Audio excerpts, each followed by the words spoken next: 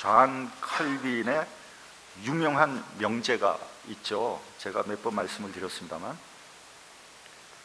하나님을 알지 않고는 나 자신을 알 수 없다. Without knowledge of God, there is no knowledge of self. 수많은 철학자들이나 종교가가 자기 자신을 알기 위해서 부단히 노력을 했습니다. 너무나 잘 아는 소크라테스가 내 자신을 알라고 얘기를 했는데, 그 양반이 자기 자신을 알았는지는 저도 잘 모르겠어요. 불교는 자기 자신을 찾아가는 종교라고 할 수 있습니다. 엄밀히 말해서 불교에는 신이 없습니다. 그렇죠? 부처도 신이 아닙니다. 단지 한 사람 깨달음을 얻은 인간일 뿐입니다. 그렇기 때문에 여러분도 깨달음을 얻었다면 여러분도 부처가 될 수 있습니다. 여기서 불교에서 얘기하는 깨달음이라는 것은 내 자신이 누구라는 것을 아는 겁니다. 그래서 불교에서 그 유명한 화두가 있죠. 뭐냐면 니모꼬라는 화두입니다. 그게 경상도 말로 너는 누구냐? 이런 얘기죠. 너는 누구냐? 나는 누굽니까? 나는 유언하 목사입니다. 그거는 너의 이름이고 너의 직업이지, 그건 네가 아니지 않느냐? 넌 누구냐? 그럼 거울에서 바라보는 나를 보고 거울에서 보이는 이게 내가 난가? 그건 너의 육체지 네 자신이 아니지 않느냐? 그래서 이 너는 누구냐를 깊이 천착을 하면 어떻게 되냐 하면 무아지경으로 들어가는 거예요. 모라지경, 즉 내가 없어지는 거예요. 거기서 더 깊이 들어가면요,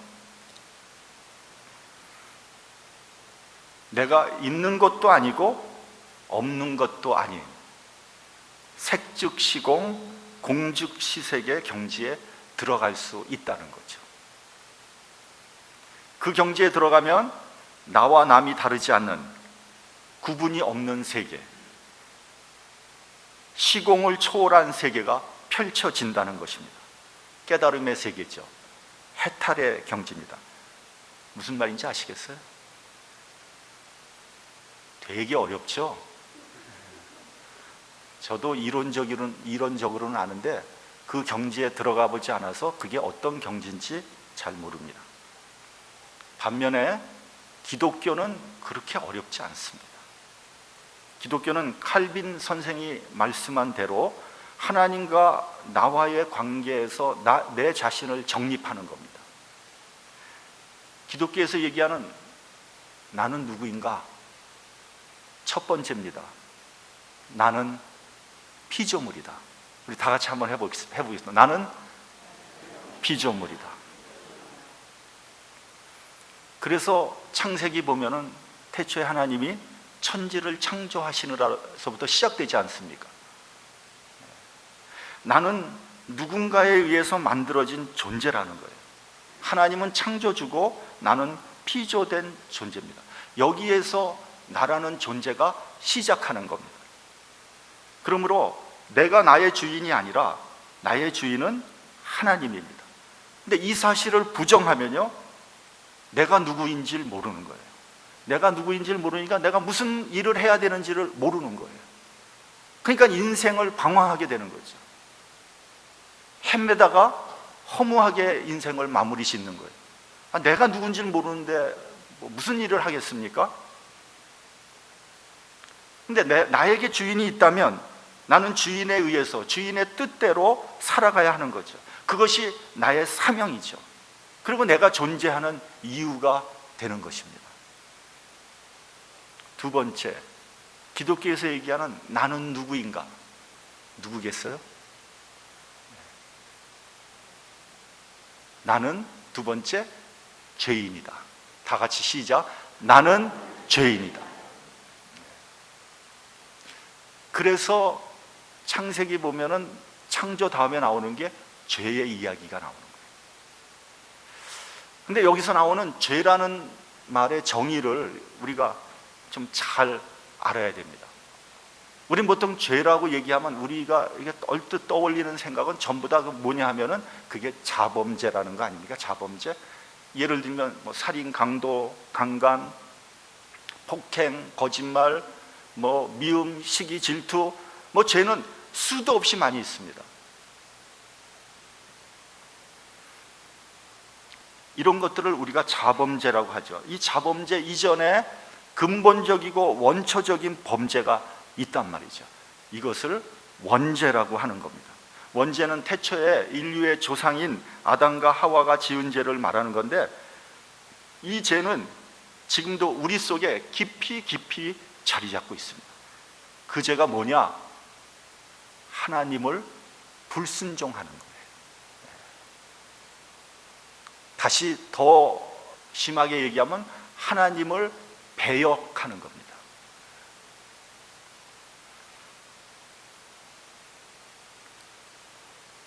쉽게 얘기하면 하나님을 떠나서 홀로 살려고 하는 것입니다. 아담과 하와가 하나님께 죄를 짓고 나서부터 인간은 계속해서 하나님을 떠나려고 했습니다. 그리고 지금도 인간은 하나님을 떠나려고 하고 있습니다. 성경 전체가 우리에게 뭘 가르쳐 주는 거냐면, 인간의 역사는 하나님을 떠나는 역사라는 것을 우리에게 가르쳐 주고 있는 겁니다. 그러므로 여러분, 교회가 약해지고 교인들이 줄어드는 것은 이상한 현상이 아닙니다. 그건 어찌 보면은 당연한 현상이에요. 왜냐하면 인간은 자꾸만 하나님을 떠나려고 하기 때문에. 그것을 막는 것이 뭐냐? 그게 전도라는 거예요.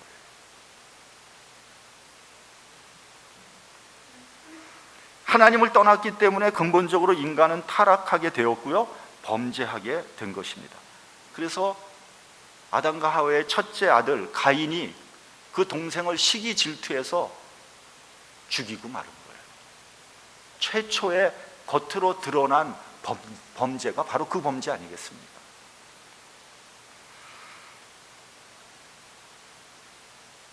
하나님을 떠났기 때문에 지금도 인간 사회는 범죄로 만연해 있는 겁니다. 그래서 예수님은 형제를 미워하는 자는 살인한 자요, 여인을 보고 음욕을 품은 자는 이미 간음을 한 것이다.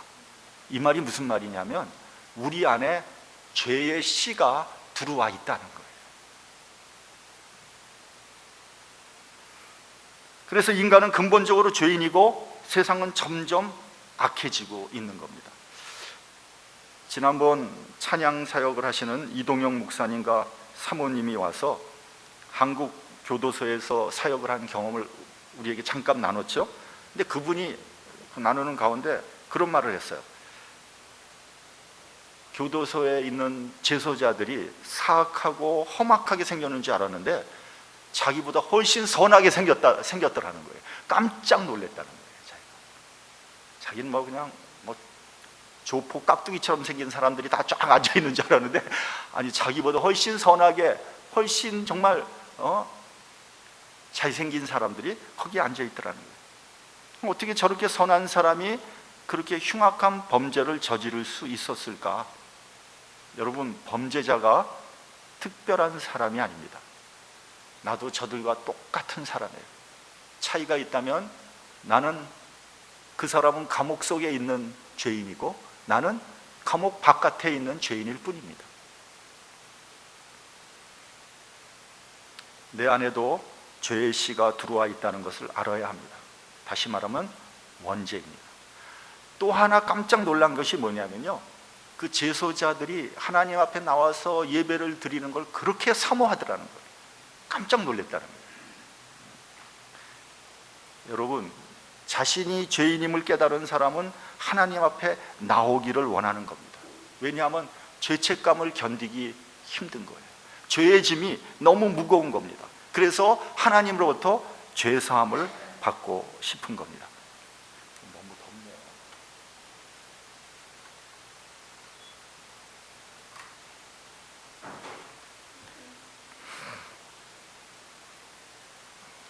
셋째, 기독교에서 얘기하는 나는 누구냐? 누군 것 같아요? 맞아요. 우리 정영희 집사님이 정확하게, 셋째, 하나님의 자녀입니다. 다 같이 시작. 하나님의 자녀다.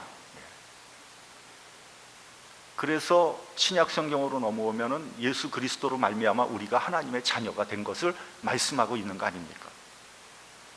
여러분, 인간은 원래 고독한 존재입니다. 태어나서부터 죽을 때까지 인생이라는 게 나 홀로 가는 길이에요. 부모님이 나를 낳아주셨지만 인생은 내가 사는 거죠. 내가 결혼해서 배우자와 함께 살고 있지만 죽을 때는 나 혼자 갈 수밖에 없습니다. 아무리 사이가 좋은 배우자도 같이 가지 못합니다. 그러나 요한복음을 보면요, 내가 너희를 고아와 같이 버려두지 않는다고 말씀하셨습니다. 하나님은 우리가 하나님을 떠났을 때에도 또 범죄하는 현장에서도 여전히 우리와 함께 하시고 우리를 사랑하고 계십니다. 회개하고 돌아오기를 바라고 계십니다. 마치 아버지를 떠났던 탕자가 아버지의 사랑을 다시 기억하고 아버지에게로 돌아와서 그의 아들이 된 것처럼, 하나님을 떠나서 내 마음대로 살며 죄를 지었던 사람들이 자기의 죄를 깨닫고 회개하고 하나님께로 돌아오면 하나님의 자녀로 하나님께서 받아주신다는 거죠. 하나님의 자녀가 되면 하나님의 사랑 안에서 살며 기쁨과 감사가 넘치게 되는 겁니다. 로마서 5장 8절에 보면 이렇게 말씀하고 있습니다. 우리가 아직 죄인 되었을 때 그리스도께서 우리를 위하여 죽으심으로 하나님께서 우리에게 대한 자기의 사랑을 확증하셨느니라. 그렇게 말씀하셨습니다. 오늘 본문은요, 이사야가 하나님을 만나는 장면을 우리에게 보여주고 있습니다. 여러분, 이사야는 하나님을 아주 잘 아는 사람입니다. 늘 하나님을 믿었던 사람입니다. 선지자였고요, 성전에서 하나님께 늘 제사를 드렸던 그런 사람입니다. 근데 오늘 본문에 특별히 이사야는 성전에서 하나님을 생생하게 만나는 모습을 묘사하고 있습니다. 그 배경을 조금 살펴볼 필요가 있습니다. 1절을 보면 그렇게 되어 있습니다. 우시야 왕이 죽던 해, 이렇게 되어 있습니다. 여러분, 우시야 왕은요, 아주 보기 드문 선한 덕이 있는 왕이었습니다. 다윗과 솔로몬 이후에 이스라엘과 유다에 많은 왕이 있었는데 특별히 우시야 왕은 요시야 왕과 함께 가장 신앙적인 왕이었던 사람입니다. 그리고 우시야는 이사야와 사촌지간이었어요. 그러니까 이사야에게 우시야 왕은 정치적으로 또 신앙적으로 개인적으로 가장 믿었던 사람이죠. 그러한 왕이 죽은 겁니다. 그의 죽음은 유다 왕국에게나 아니면 이사야 개인적으로 봐도 아주 위기의 순간이었습니다. 그럴 때 이사야는 성전에서 하나님을 만나게 된 겁니다. 여러분, 이것은 아주 중요한 의미가 있습니다. 아까도 말씀드렸지만 이사야가 하나님을 처음 믿었던 사람이 아니에요. 선지자였습니다. 늘 하나님께 제사를 드렸던 그런 사람이었어요. 그런데 이러한 위기의 순간에서 성전에서 하나님을 대면하게 된 거예요. 여러분, 일반적으로요, 사람들이 일이 다 잘 되고 형통할 때는 하나님 만나기가 어렵습니다. 위기의 순간, 궁극의 순간에 하나님을 만나게 되는 거예요. 왜 그러냐면 그때야말로 정말 하나님께 간절한 마음으로 엎드리기 때문입니다. 어떤 사람은 사업이 부도가 난 다음에 하나님을 만나기도 합니다. 어떤 사람은 건강을 잃고 난 다음에 하나님을 만나기도 합니다. 어떤 사람은 인간관계에 굉장히 어려움을 겪고 나서 하나님을 만나기도 합니다. 어쨌든 간에 어떤 상황이 됐다고 하더라도 하나님을 만나는 것은 축복 중에 축복입니다. 그렇기 때문에 여러분, 어려움이 왔다고 너무 상심하지 마세요. 너무 힘들어하지 마십시오. 오히려 그러한 순간이 하나님의 은혜와 축복을 받을 수 있는 절호의 기회라는 것을 우리는 알아야 됩니다. 이사야는 위기의 순간 하나님을 만나게 된 겁니다. 우리 본문 5절을 같이 봉독하겠습니다. 본문 5절. 자, 시작. 그때 내가 말하되 화로다 나여 망하게 되었도다. 나는 입술이 부정한 백성 중에 거주하면서 만군의 여호와이신 왕을 배웠음이로다 하였더라. 중간에 빼먹었네요. 한 줄 빼먹. 하나님을 만나게 되자 이사야는 외칩니다. 화로다 나여 망하게 되었도다. 여러분, 하나님을 만나는 순간 가장 먼저 일어나는 현상이 뭐냐면요, 나는 죄인이라는 깨달음입니다. 내가 죄인이기 때문에 나는 망하게 됐다는 거예요. 나에게 화가 다가오게 됐다는 겁니다. 그러므로 감히 누구든지 하나님 앞에 나설 수 없는 겁니다. 여태까지는 나는 참 괜찮은 사람이고 나름대로 의로운 사람이라고 생각을 했죠. 누구나 다 마찬가지입니다. 나는 의로운 사람이에요. 다 다른 사람들이 문제입니다. 그 인간관계 때문에 분쟁이 생기면요, 누구나 다 그럽니다. 내가 옳다 그래요. 나는 억울하고 나는 피해자고 나는 손해본 사람이다. 그러면 누가 틀린 겁니까? 그러면 누가 가해자입니까? 그래서 여러분, 어떤 두 사람의 그 문제가 생겼을 때 한쪽 얘기만 들으면 절대 안 됩니다. 두 사람 얘기 다 들어봐야 돼요. 그렇게 스스로 의로웠던 사람이 하나님 앞에 서는 순간 자신이 죄인이라는 걸 스스로 인정하게 된다는 거예요. 그 참 희한한 얘기죠. 아니, 내가 의로운데 누구 앞에서도 너무 의로워. 근데 하나님 앞에서만 서면 죄인인 것을 인정할 수밖에 없다는 거예요.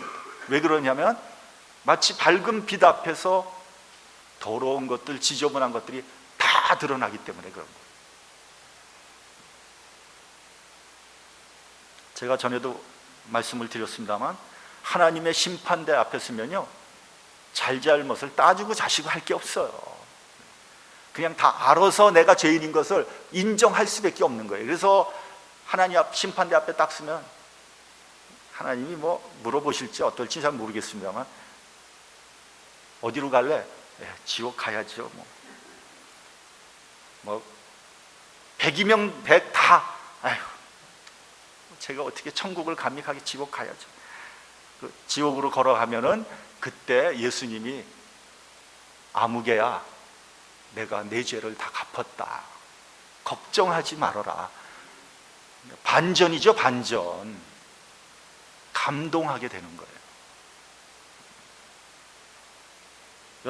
여러분 스스로 천국 갈 수 있을 것 같아요? 절대 못 갑니다. 천국은 죄 없는 사람이 가는 데인데 어떻게 우리가 천국을 가겠습니까?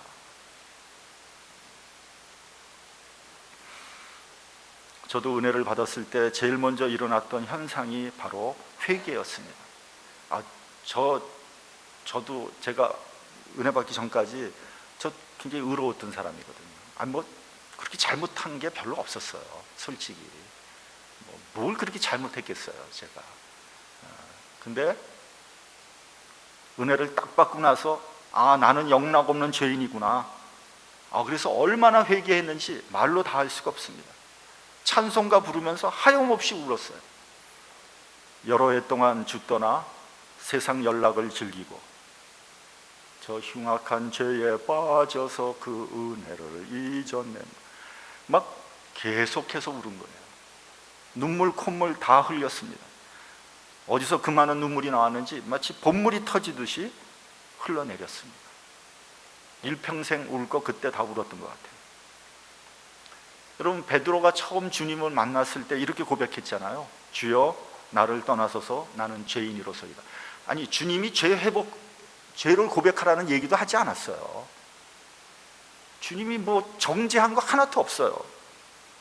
베드로가 그렇게 스스로 고백한 거예요. 왜요? 주님 앞에 서니까 자기가 죄인인 것이 너무 드러나니까 그렇게 얘기할 수밖에 없는 겁니다. 이사야는 또 이렇게 말했습니다. 나는 입술이 부정한 사람입니다. 입술이 부정한 사람입니다. 입으로 죄를 많이 지었다는 거죠. 항상 요 입이 문제입니다. 물고기가 입을 막 벌려서 먹다 보면 미끼를 확 물죠. 똑같이 사람들도 큰 말하다 보면 화를 자초하는 게 바로 입입니다. 그래서 우리가 말 조심해야 돼요. 야고보서 3장 2절을 보면 말에 실수가 없는 자면 곧 온전한 사람이라고 했습니다. 야고보서는 계속해서 말씀합니다. 입에 재갈을 먹이라. 차라리 입 다물고 말하지 말라는 겁니다. 말을 조심하고 되도록 말을 하지 않는 것이 좋습니다.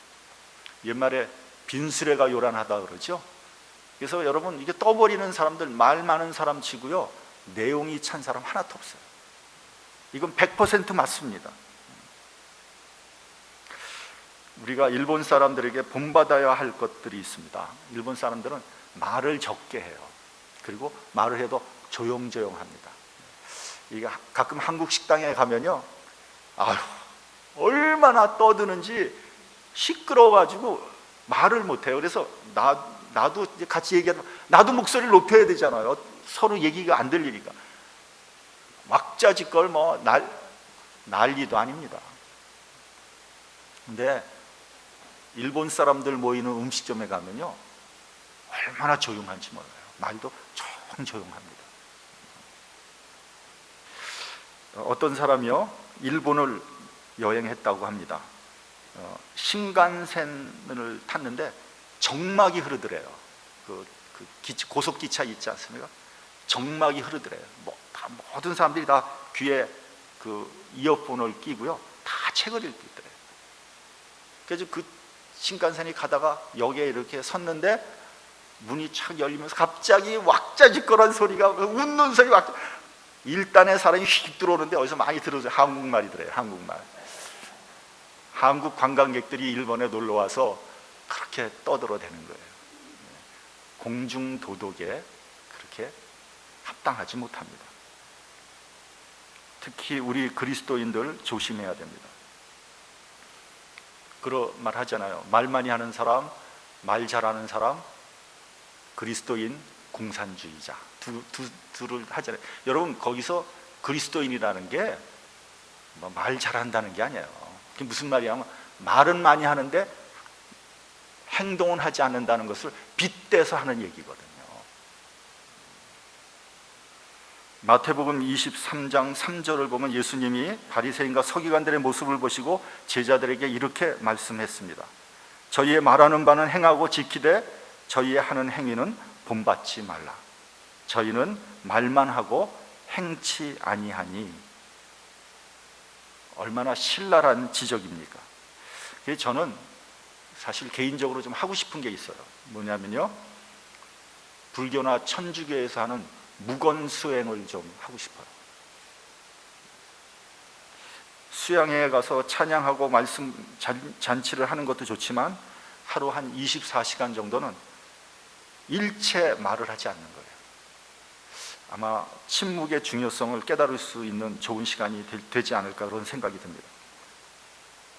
이사야 선지는 입술이 부정한 백성 중에 거하였다, 이렇게 말했습니다. 본문에 보면은 부정한 백성 중에 거하면서 나만 홀로 의롭다는 게 아닙니다. 나도 그들과 같이 부정하다는 겁니다. 죄악된 세상에 사는 것 자체가 사실은 죄입니다. 여러분, 우리가 이 죄악된 세상에 살면서 나는 죄 안 짓고 나는 홀로 독야 청청하리라, 천만의 말씀이요, 불가능합니다. 여러분, 혹시 살인방조죄라는 거 있죠? 그거는 살인은 하지 않았는데 그걸 그냥 가만히 있기만 해도 죄가 되는 거예요. 여러분, 이 세상에 얼마나 부조리하고 얼마나 부정한 일들이 많습니까? 얼마나 비인간적인 일들이 많습니까? 근데 우리 입 다물고 있잖아요. 그거 뻔히 알면서도 가만히 있잖아요. 죄라는 거예요. 다시 말하면 나는 총체적인 죄인이라는 것을 이사야는 고백하고 있는 겁니다. 그때 스랍 천사가 제단으로부터 뜨거운 숯불을 가지고 이사야에게 날라와서 그 입에 대었습니다. 그리고 목소리가 들려옵니다. 내 악이 제하여졌고 내 죄가 사하여졌느니라. 구원이 선포되는 겁니다. 제단에서 뜨거운 숯불이 왔다는 것은 무슨 말이냐면요, 구원은 하나님으로부터 왔다는 것을 우리에게 알려주는 겁니다. 구원은 인간 스스로 이룰 수 있는 것이 아닙니다. 반드시 하나님께서 구원의 은혜를 베풀어 주셔야 됩니다. 내가 구원을 얻은 것이 내가 의롭게 살고 내가 회개하고 내가 선행을 행하고 내 공로로 구원을 받았다, 그거 잘못된 겁니다. 내가 아무리 회개를 해도 하나님께서 구원을 허락해 주시 않으면 구원 받을 수 없습니다. 온전히 예수님의 공로고 하나님의 은혜입니다. 우리 8절을 같이 봉독하겠습니다. 8절. 자, 시작. 내가 또 주의 목소리를 들으니 주께서 이르시되 내가 누구를 보내며 누가 우리를 위하여 갈고 하시니 그때 내가 이르되 내가 여기 있나이다 나를 보내소서 하였더니, 구원을 얻고 난 다음에 주의 목소리가 들려옵니다. 내가 누구를 보내며 누가 우리를 위하여 갈고. 그 소리를 듣고 이사야가 대답합니다. 내가 여기 있나이다 나를 보내소서. 여러분, 구원을 얻은 사람은요 반드시 동시에 사명을 받게 되는 겁니다. 구원의 간격이 몰려오면서 주님의 소리가 들립니다. 누가 나를 위하여 이 사역을 할 것인가. 만약에 구원을 얻었다고 하면서 내 사명을 잘 모르겠다, 그건 문제가 있는 겁니다, 여러분. 제가 가끔 이렇게 부탁을 합니다. 아무개 집사님, 이러이러한 사역을 좀 해주십시오. 그러면 의뢰 거절부터 합니다. 제가 무슨 능력이 있나요? 저는 부족합니다. 여러분, 그게 겸손인지 아는데 그거 겸손 아니, 그거 교만입니다. 그리고 어떤 분은 또 그래요. 기도해 봐야 되겠는데요.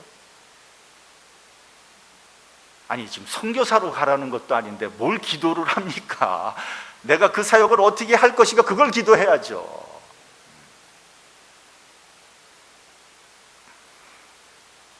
주님이 부르시면 예, 저는 능력이 없지만 열심히 해보겠습니다, 이렇게 대답을 해야죠. 사실 우리가 하나님을 알기 전에는요 무익한 사람이었지 않습니까? 우리가 도대체 무슨 능력으로 하나님의 사역을 할 수 있겠습니까? 우리가 도대체 무슨 능력으로 생명을 살리는 사역을 할 수 있겠습니까? 그런 면에서 우리는 철저하게 무능한 사람이에요. 그런데 은혜를 받고 나서 하나님께서 나에게 사명을 주시잖아요. 나의 가치를 재발견하게 되는 겁니다. 나는 비록 능력이 없지만 하나님께서 나에게 능력을 부어주셔서 그 사명을 감당하게 해주시는 거죠. 죄인이며 무가치한 존재가 하나님께서 필요로 하는 존재로 바뀐 거예요. 그 얼마나 대단한 겁니까? 얼마나 감사한 일입니까? 어떤 여자 선교사님이 있었습니다. 근데 이분은 고등학교 때 수양회에 가가지고 아주 큰 은혜를 받았어요. 그리고 동시에 사명을 받았습니다. 그 사명이 뭐냐면 의료 선교사예요. 의료 선교사. 하나님께서 나에게 의료 선교사의 사명을 주시는구나. 그래가지고 그때부터 머리 싸매고 공부를 하기 시작했어요. 왜냐면 의대를 가야 되니까 열심히 공부를 했어요. 그래가지고 의대를 지원을 했습니다. 그런데 똑 떨어졌어요. 그러니까 이분이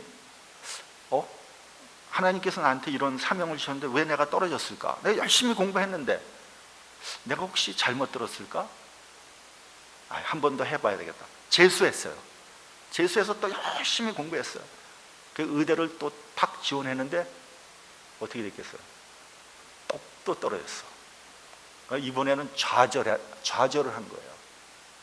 아니, 하나님께서 그 재수식이나 해가지고 의대를 지원했는데 왜 내가 떨어져야 되나?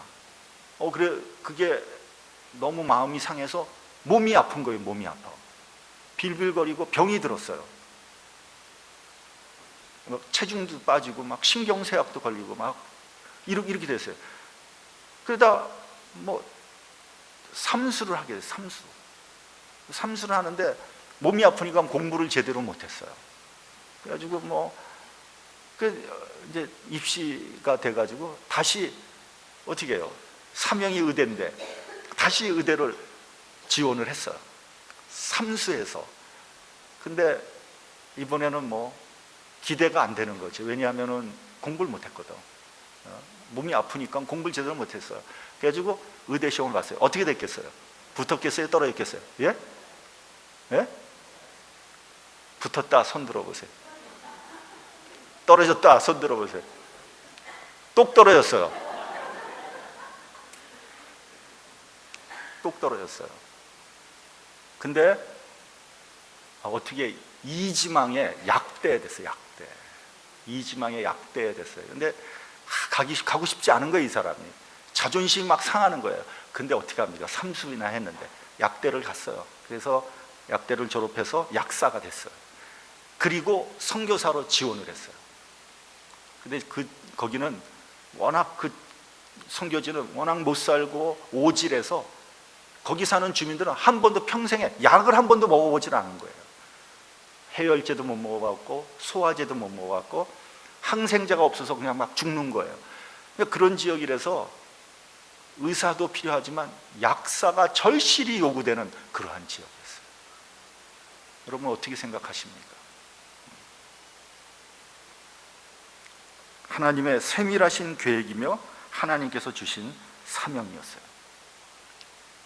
나는 누굽니까? 어디를 가며 무엇을 해야 됩니까? 여러분 이 세상에서 출세하고 성공했다고 정말 잘 산 인생입니까? 여러분 나의 인생은 내 스스로 해결할 수 없습니다. 하나님을 만나야 되는 거예요. 그때부터 나의 인생이 시작되는 겁니다. 하나님께서 주신 사명을 감당할 때 의미 있는 인생이 되는 겁니다. 하나님께서 나를 부르실 때 내가 여기 있나이다 응답하시는 저와 여러분이 되시기를 주님의 이름으로 축원합니다. 기도하겠습니다.